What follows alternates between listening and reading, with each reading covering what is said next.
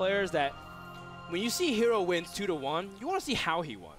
Because you want to see if he did something cool or unique or innovative or creative. It's something that I feel like I'm going back to like the finals like pump up videos where like I'm like on the black screen, I'm like talking about it. But Hero is so inspiring to watch. Even Bisu, the legendary Protoss player from Brood War, says that he looks up to him.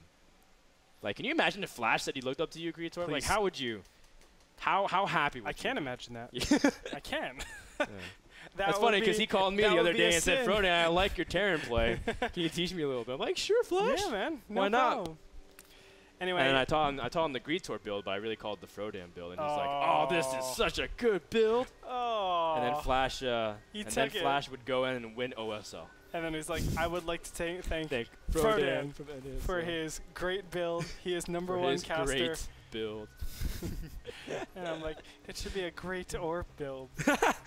Poor Andre. Don't worry. You'll get your recognition in due time. For now, we'll focus on the recognition of these two players. Hero is the top right Protoss scouting right now with his probe. Hero from Team Liquid, who plays first in the Hot Import Nights. Also placing really strong. I don't think Hero's had too many wins recently, but he's placed like top 4 in a lot of things. Like he's done well at Assembly. He did really well at DreamHack. He did well at MLGs, but he hasn't been able to win stuff. But that's still, he's always a contender. He's always a threat, and people will never forget that. And NASL is one of Hero's very, I feel like he plays some of the best StarCraft at NASL. You can even remember at NASL Season 2. So I really expect a great series. But who do we have in the bottom left that's facing off against him today? It is, of course, Slayer's Dark. Now, he's one of my favorite players, actually, just because of his Infestor style. His Infestor style is actually very impressive. And you can't forget about this guy because he has some powerful builds. ZVZ is where he really shined most. If you guys haven't checked it already, Dark versus Xenia was absolutely fantastic. You should do that. It was played week #1, and it really showcases how good his ZVZ is. But his EVP, as we were talking about in the pregame show, isn't as top tier as we've seen his other matchups. It's going to be tough against Liquid Hero, but I have faith in my boy, even though I picked Liquid Hero. Now, I do want to mention one thing, Frodan. I think Hero won once. He got one first place, and it was at DreamHack. And the person that got second was actually, funny enough, Puma. And directly after DreamHack, he lost to Puma in the NASL Season 2 finals. It was actually really funny because that's a part of the reason why Liquid Rising got delayed for a long time, too. Because everyone was like, oh, Liquid Rising is supposed to come out. It's because they thought Hero would win NASL because he just beat Puma at Assembly, or sorry, at DreamHack. And then it was like, whoa, actually we need to capture this big moment where Hero will be able to face off against Puma for Liquid Rising. And then, you know, Puma, of course, it's NASL, so yeah, I think home court advantage, baby. Yeah, I mean, it would have been pretty epic to see, you know, like Team Liquid and face off against EG in the finals and put it in the documentary. But nonetheless, Hero played very well despite losing 2-4, and Hero's still been playing pretty well. He's I think you know, people always forget that they look at his losses against Stefano in the Team League or Scarlet at RSL. But he's beaten people like DRG and Violet. Like that's the kind of caliber of players that he's playing on, and so and people should stop underestimating Scarlet, seriously. Who underestimates Scarlet? You tell me that right now, Frodan. Well, people made out that Scarlet beat Hero was like the sickest upset ever at RSL. What? But Scarlet's playing very well, and Hero said he struggles with the matchups. Yeah. You tell me who thinks Scarlet is a bad player, and I'll punch them in the face. Oh, whoa. Whoa. Yeah. That escalated very quickly. I'm an escalator, I thought I was like, maybe I'll sit them down and talk to them. I'll message them. No. I'm going to punch them in the face. Wow. I'm not really a big puncher. Quick Twilight Council from Hero. He's into quick punching if you go for a Twilight Council this fast. Almost screams quick blink. Unless he wants to go for a Dark Templar. Yeah, Dark Templars. But he doesn't have gases 3 or 4 yet. Normally you only get gas #3 if you're going Dark Templar. Or excuse me, you're going Blink Stalker. It could still be Dark Templar. It could be some like Dark Templar Expand. That's definitely possible. Get a quick third base while your opponent is actually dealing with all these shenanigans. Important to note, he didn't get that initial cannon until just now. That's kind of crazy, actually, from Hero. but we do see everything starting to come into play right now. Dark Shrine is on the way, so it is Dark Templars. Will he see it, though? The Overlord is on the way. It's on the path. Oh, he sees it. He knows. He really? Does he know? Oh, up here. Yeah, I'm okay. like, what are you talking about? The natural. It's all the way up to the main, man. It's like, oh, look at the main, Andre. Yeah. Derp. It's so interesting because Hero's doing this without gas count. On gas is 3 and 4, and you can try to squeeze in a little bit. Hero's got enough for 1 DT right now, so it's we'll see how much he's able to do. But Hero's just doing patented early pressure, able to take out a queen or two and just control very nicely. Now he is on creep, and he has to be careful not to get surrounded. Zealots are attacking the hatchery. He has to kind of rearrange, but Hero doing a pretty decent job pressuring, and killing off an early queen is significant, regardless of what anyone tells you. It is. Yeah. Kind of silly for Dark not to actually make that queen immediately, but Dark will be taken out. So from here, I mean, does he actually use the Dark Shrine or not? Yes, 4? No, just 2 Dark Templars and 2 Zealots are going to be warped in here. Where is your detection? Oh no, Dark. This third is almost dead, guaranteed dead. Yeah, Dark. What are you doing? Where does he have a lair for Overseers? Well, I don't want to turn away. No, because he doesn't. like He doesn't. And the thing is, goodness. he's got a spore call that's so far out of position that the Dark Templars can try to avoid and still snipe the hatchery anyway. Oh my gosh, Dark, Whoa. what are you doing, man? And there, actually, the spore was able to spot it. Oh, wow. Okay. But Wow, this is that detection range. This is the latest layer possible. I don't know what's going on. Normally, you put down that layer with your second 100 gas. First 100 goes to metabolic boost. Second 100 goes to layer. And I've actually seen people flip it. So it's kind of weird that it's just, you know, this is a time where a lot 9 minutes 30 seconds. This is where a lot of 8 gate, 6 gate, 6 to 8 gate all-ins come. And this is very, very powerful. If you don't have Glee Reconstitution working, you can be in a lot of trouble, Frodan. Yeah. You're talking to Dark, right? Not me, because I'm not in trouble. Okay. Just clarifying. You're not in trouble, I hate being Frodan. in trouble. I always close my eyes and imagine. When I was young, I always closed my eyes and just imagined that no one else was around me, and hopefully the problem disappear. I do the same whenever I see a mass of roaches. I close my eyes like, they're not there! The roaches are not there! But they are, Andre. They're very real. It's 100% that they're always there. It's like, no, they just still stick around. Man, Hero is going to make Immortals and switch over to Robotics Bay.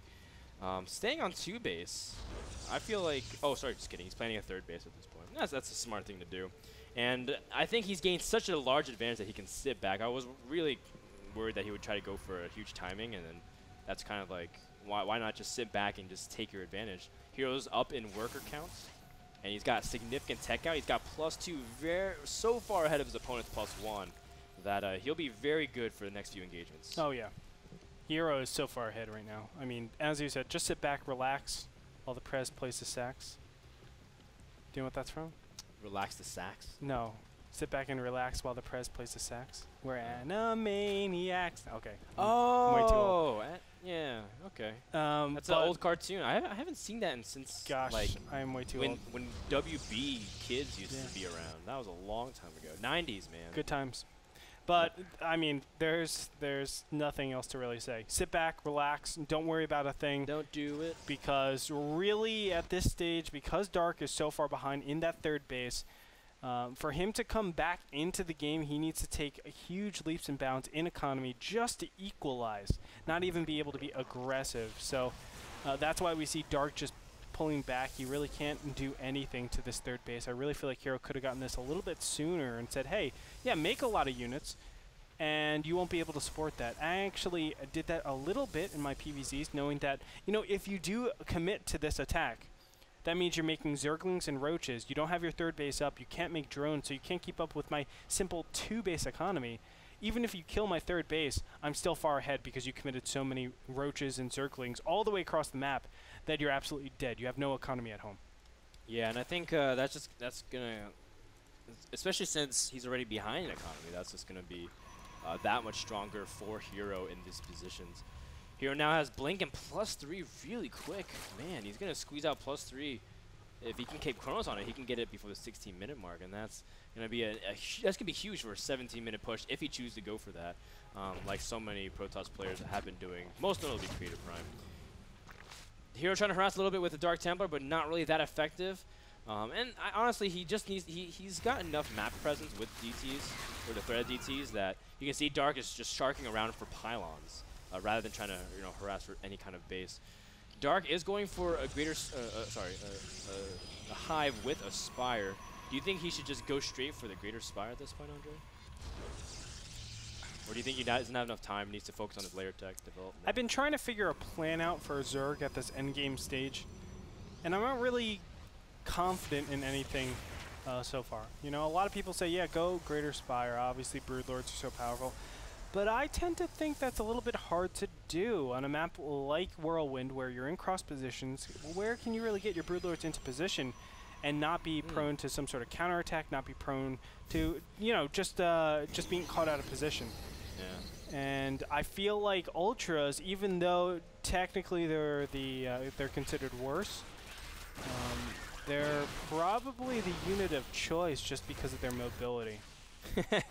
Yeah, I definitely don't know what you mean, because even though it's a big map, there's not many ledges for Broodlords to really abuse in terms of engaging Protoss. And your Spinecrawler wall will have to cover massive amounts of area if you want to dictate a battle favorable on your terms, similar to Daybreak. That's why Zergs love a map like Daybreak, because everything converges to one point, but everything goes in different ways. Huge run by attempt for Dark, but Hero does manage to stabilize while evacuating a lot of his probes, and still has a very healthy economy. And I mean, at this point, Hero's just adding on more Colossus. Now putting up a Stargate, gonna get that inevitable Mothership, and has +3 finished. He can go for a giant push, go for that Mothership if it doesn't work. But other than that, Dark looks like he is in a very tough position, especially since his Greater Spire is just started. Yes, sir. All right, so the question is, okay, well, when is Hero going to actually push out? He's going to push out right now. This is the correct time, 17 minutes. You can see 15 to 17 minutes. +3 is done? Is normally when you want to push when you are Protoss, and it's because it hits, as we were talking about, right before Greater Spire actually finishes. Unless, you know, your opponent is able to get the sickest timing for that hive, it's always going to hit in a very, very nice time.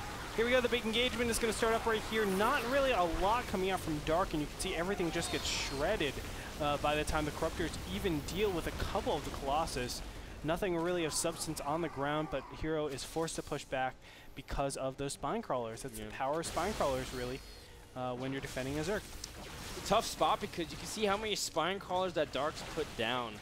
But he doesn't really have that many concrete units. He's got 70 Zerglings, a few Infestors, a few Corruptors. If he can make it work with Fungals, he does land on the first bat. That's a good start. Corruptors are now working on the Colossus count. That's another good thing. And he's able to keep most of his Infestors alive, but the start count is still very high from Hero. Hero doesn't really have that strong of a reinforcement point, though. He has to go from the middle of the map. But nonetheless, Hero still has a very intimidating army. Yep. And Hero cleaning up all this creep is actually working out wonders for him. One thing, if I want to be critical on him, is he hasn't taken a 4th base, which is very necessary in this day and age for PvZ. I mean, especially with the Mothership coming out. Exactly. I mean, you can't stay like this. You need more gas. You need to be able to be flexible, get that Archon count out ASAP, and really reproduce Colossus when you need to. So I feel like Hero is kind of botching it slightly, but overall he's still in a good position. Dark, though, playing fantastic, fending all of this off in a very big map and being pretty successful. Yeah. You can see that now hasn't really been able to capitalize on his economy that much. He's got a few hundred gas, so he can make some Broodlords. He's got 5, but nowhere near the intimidating factor that that Lowly had. 25 Infestors, 16 Broodlords. If you're Mana, it's not really intimidating. Man. Well, if you group up your Broodlords, like, Mana's going to show us, like, he's going to pick up 2 Archons and, like, Vortex Broodlords that are off the map, literally off the map in the middle of space, and then drop the Archons inside of it. How sick would that be? How cool would it be if you can Vortex and then recall anywhere on the map? And then, like, it'll recall Archons? You can Vortex just randomly? Man, that'd be so ridiculously OP. That'd be awesome. Yeah. We'll see how Hero's able to utilize his War Prism play. It's something that he's been most notable in terms of his style.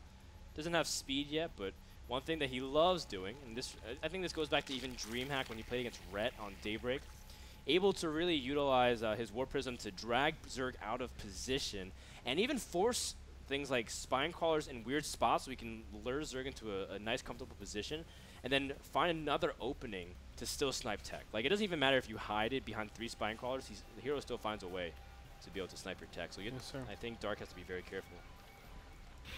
Yes, sir.